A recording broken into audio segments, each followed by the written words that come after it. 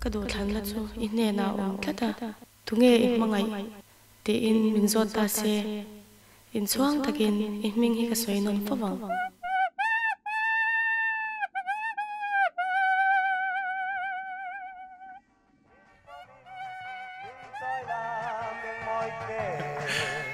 chỉ mua ngày sắc cái thiết sen zoom bụi nên là cái suy ngẫm lâu tấm tập pol tu chu cái chuyện thể hiện nha chọn cái này về đâu nè mô là cái chu hiện ngay po cái ngày sắc rồi nghe nha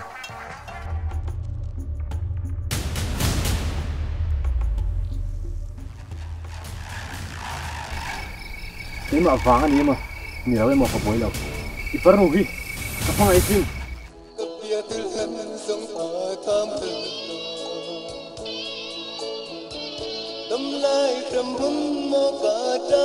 dư dần thằng xe tàu tôm xô cái bấy lâu thằng lét thiên lâu khan du lịch khéo lo xe cái băng cái họ thôi anh nè béo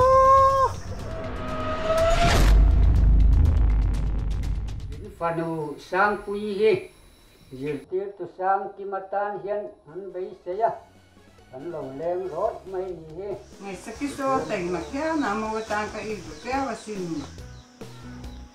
tôi rồi đã mấy phim kia à thằng à cheng li le du li lai bai nei to bok til lak na man ba pe ka du ram chani so ma kha ni ran phi ka tang che đừng worry lu chang trong ka the lo con thì xe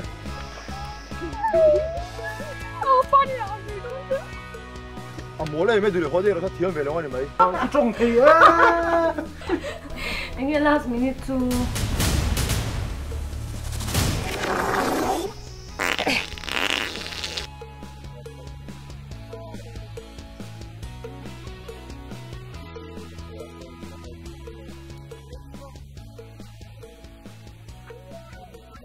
cái phần ngay truyền tật cho em cái mình hồi san lâu à mình ăn chung nghe hết thôi gì à ít chào chua cái này ngay chuan cái bông thắt lắm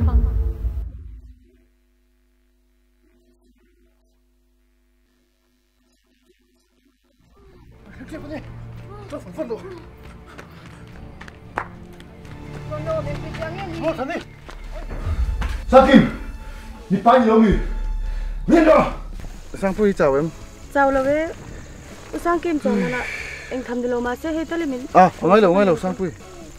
In này nó trăng tới chọn cái là đủ răng này nè. cái tiệm bồi rau bồi chứ sao À, bồi là về. Cái là tiệm bồi phô trên cái ring. Chắc về đâu nhỉ? Chắc về đâu nhỉ mò? Nhỉ? Cái chú sắp quăng về là quá.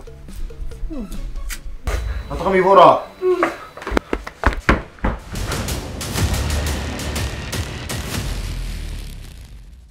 Một tao là chuông đôn bị cái gì chứ.